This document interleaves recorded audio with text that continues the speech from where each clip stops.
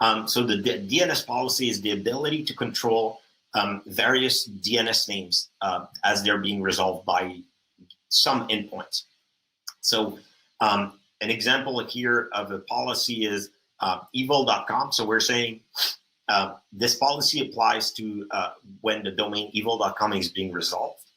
It has subdomain with subdomains, meaning if it's really.evil.com, this will match. The tag is empty. So here I'm saying all of my endpoints. This should be matching on all my endpoints regardless of what tags they have. And I'm saying I want this domain to resolve to the following A records. In this case, 127.0.0.1. So I'm saying anything.evil.com should get sinkhole.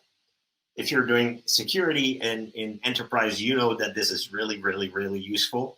The ability to just go in and say, here's the command and control where this occurs. If you have LimaCharlie deployed, in 10 seconds, you create a policy that just sinkholes the whole thing. That gives you time to go and kind of make a more sane remediation plan, figure out where everything is.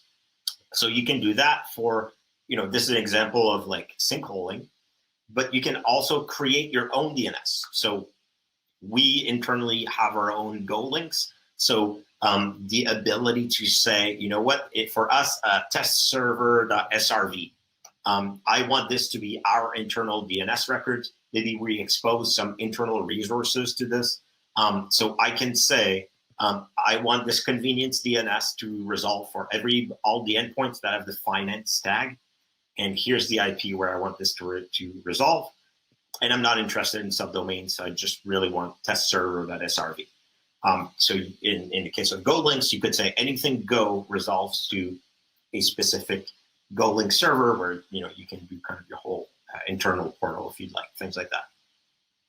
We also support not only A records, but also CNAME. So you could say test server has a CNAME here. So there's a couple of use cases that we'll get into for this.